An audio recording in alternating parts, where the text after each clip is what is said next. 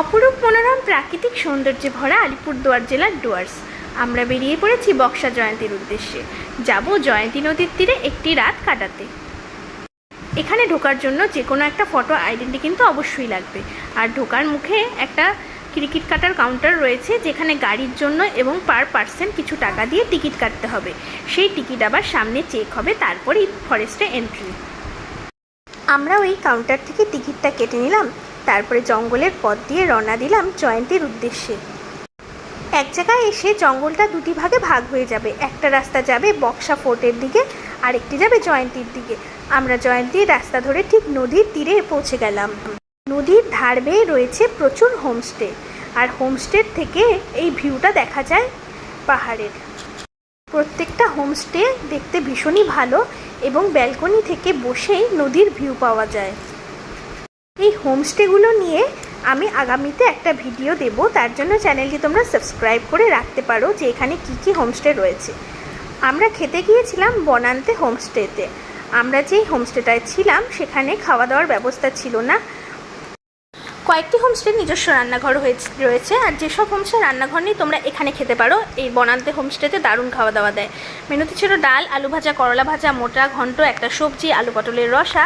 Veg থালির দাম ছিল 100 টাকা। আমরা নিয়েছিলাম চিকেন থালি, সাথে এই চিকেন থালিটা দিয়েছিল 6 পিস করে চিকেন ছিল, গ্রেভি সহ 200 টাকা করে প্লেট নিয়েছিল, মানে পুরো থালিটা ভেজের আইটেম সহ চিকেন সহ 200 টাকা।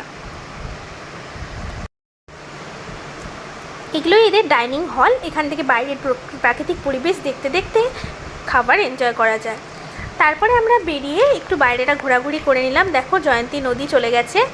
আমরা এই হোমস্টেটাতে ছিলাম। এখানে ব্যালকনি থেকেই পুরো নদী, পাহাড় সমস্ত কিছু দেখা যাচ্ছিল এবং ঘরের জানলা দিয়েও দেখা যাচ্ছিল। রুম ভাড়া নিয়েছিল 1200 টাকা, আর তোমরা যদি থাকা খাওয়া হিসাবে নাও তাহলে পার হেড 1000 টাকা করে পড়বে। আমরা এখন যাব ছোট মহাকালের উদ্দেশ্যে। এখানকার লোকাল জিপ ভাড়া করেছি, গাইড সহ ভাড়া পড়েছে 1200 টাকা। জয়ন্তী নদীর পাথর বিছানো রাস্তা দিয়ে এবং কিছু কিছু জলের মধ্যে দিয়ে যাবে এই জিপ। তোমাদের এখান থেকে জঙ্গল সাফারি কোথায় নিয়ে যায়? এই গাড়িগুলোতে যাচ্ছে। এই গাড়িগুলো কোর এরিয়া যে জঙ্গল সাফারি আছে, ওটা হচ্ছে আমাদের এখানকার মেন জঙ্গল সাফারি। আচ্ছা, ওয়াচ টাওয়ার সাফারিও আছে। হ্যাঁ, তোমরাও যাও? হ্যাঁ, আমরাই তো যাই। আচ্ছা আচ্ছা। যেমন কোর এরিয়া জঙ্গল সাফারিতে ওটা শুধুমাত্র 5টা গাড়ি যায়। আচ্ছা আচ্ছা। সকালবেলা 6টা থেকে 8টা, দুপুরবেলা 1টা থেকে 2:30, বিকালবেলা 3টা থেকে 5টা। আচ্ছা আচ্ছা। এই 3টে সাফারি হয়, আর 5টা গাড়ি এলাও আছে। জঙ্গল সাফারির বিবরণটা তোমরা শুনে নিলে। তোমরা এখানকার লোকাল জিপ ভাড়া করে গাইড সহ জঙ্গল সাফারি কিন্তু করে আসতেই পারো। জিপ থেকে নেমে নদী পার হয়ে আমরা এখন পাহাড়ের ঢাল বেয়ে উঠে যাব ছোট মহাকালের উদ্দেশ্যে। পাহাড়ের ঢাল বেয়ে প্রায় 10 মিনিট হাঁটা পথে ছোট মহাকাল। তবে বড় মহাকাল যেতে কিন্তু অনেকটা পথ হাঁটতে হয়। এখানে গুহার নিচে বিরাজ করছেন বাবা ভোলেনাথ। এখানে পুজো দিয়ে বা শুধু বাবার দর্শন করে আসতে পারো। গুহার নিচেই রয়েছে মন্দিরটি। এখান থেকে নিচের দিকে তাকালে কিন্তু ভীষণ ভালো একটা ভিউ পাওয়া যায়। একদিকে বয়ে চলছে নদী, সবুজে ঘেরা পাহাড়। তারপরে একইভাবে নেমে আমরা পৌঁছে গেলাম নদীর ধারে। এখানে বসে নদীর ধারের হাওয়া খেতে খেতে সময়টা কাটাতে কিন্তু ভীষণ ভালো লাগে। নদীতে প্রায় হাঁটু অবধি জল ছিল। এই সময় আমরা জুন মাসের প্রথম দিকে গিয়েছিলাম। তবে জুনের মাঝামাঝি থেকে সেপ্টেম্বর পর্যন্ত কিন্তু এই এলাকাগুলি বন্ধ থাকে। সেপ্টেম্বরের পরে আবার খোলা হয়। একইভাবে আবার আমরা নদীটা পেরিয়ে ওই পারে পৌঁছে গেলাম। কিছুটা সময় নদীর ধারে কাটানোর জন্য এবং ফটো বা ভিডিও তোলার জন্য জায়গাটা কিন্তু খুবই সুন্দর। নদীর টলটলে জল বয়ে চলছে, আর পাহাড় ঘেরা রয়েছে সবুজ গাছে। এ যেন এক অপূর্ব দৃশ্য। তারপর আবার জিপে করে আমরা পৌঁছে গেলাম হোমস্টেতে। হোমস্টের ভাড়াই বলো আর গাড়ির ভাড়া বলো, সিজন অনুযায়ী কিন্তু কম বেশি হতে পারে। এই যাতায়াতের পথটা কিন্তু খুব অ্যাডভেঞ্চারাস। নদীর মধ্যে দিয়ে জিপটা যায় যখন দারুণ লাগে। একে তো পাথরে পেছানো রাস্তা, আর কিছু কিছু জায়গায় একেবারে নদী। তারপরে আমরা পৌঁছে একটু নদীর ধার ধরে কিছুক্ষণ হেঁটে হাওয়া খেয়ে নিলাম। নদীর এই হাওয়াটা আর জলের কলতান শুনতে কিন্তু মনটা ভরে যায়। যারা যারা এখানে আসবে তারা দেখে নিতে পারো, কাছেই একটা লেক রয়েছে। সেই লেকটা পাহাড়ের উপর হেঁটে কিছু দূর গেলেই পাওয়া যায়, যেখানে রয়েছে প্রচুর কচ্ছপ। এছাড়া মহাকাল মন্দির তো রয়েছে, তাছাড়া বক্সা ফোর্টও তোমরা দেখে আসতে পারো। বিকালবেলা এবার একটু টিফিন খাওয়ার ব্যবস্থা করা হবে।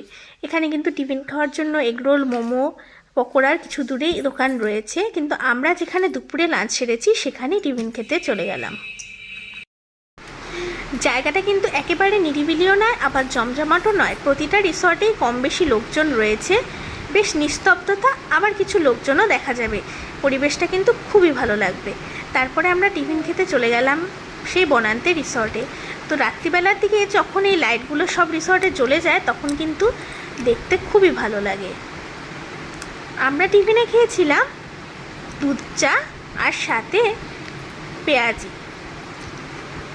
তবে তোমরা যদি যে কোনো হোমস্টেতে শুধু রুম নাও তাহলে একরকম ভাড়া পড়বে, এবং থাকা খাওয়া নিলে কিন্তু আরেক রকম।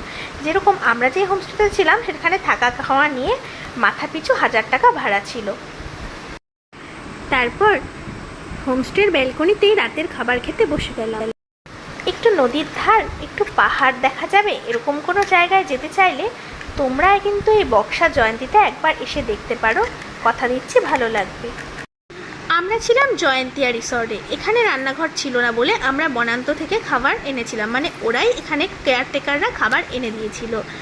মেনুতে ছিল ডাল, ভেন্ডি ভাজা, পটল ভাজা, আলু ভাজা, একটা সবজি আর ডিমের ঝোল।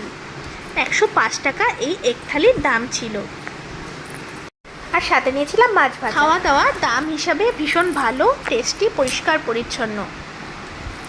রাত্রিবেলা এই রিসর্টের ব্যালকনিতে বসেই নদীর হাওয়া খেতে খেতে ডিনারটা সারতে ভীষণ ভালো লাগছিল। আমাদের এই ব্যালকনিটা ছিল অনেকটা বড়, চেয়ার টেবিলও পাতা ছিল।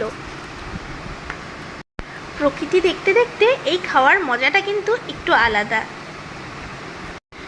তোমরা এখান থেকে বক্সা ফোর্টেই যাও বা জঙ্গল সাফারিতেই যাও, তোমাদের কিন্তু এখানে লোকাল জিপে যেতে পারো। আর হোমস্টে থেকে এই জিপের ব্যবস্থা করে দেবে। এখানে আরও একটি কাছাকাছি জায়গা রয়েছে, সেখানে কিছু দূর হেঁটে যেতে হয়। সেটা হলো লেপচা জগৎ, যেখানে রয়েছে পাইন বন। আগামী কোনো ভিডিওতে দেখাবো, তার জন্য চ্যানেলটি কিন্তু সাবস্ক্রাইব করে রাখার অনুরোধ রইল। আর আমি কিছু রিসর্টেরও বিবরণ তোমাদের দিয়ে দেবো, কোথায় তোমরা থাকতে পারো। তার জন্য সাবস্ক্রাইব, লাইক করার অনুরোধ রইল। তোমরা হোমস্টের সামনেই গাড়ি নিরাপদে রাখতে পারবে। সকালবেলা বৃষ্টি নেমেছিল।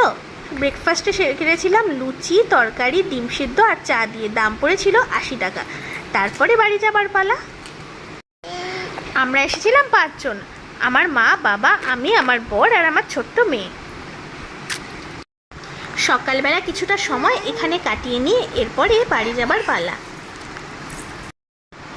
উদাস দুপুর বেলা সখী কাটবে কি একলা নদীর ধারে গো, দেখতে তোমায় মন চাইছে।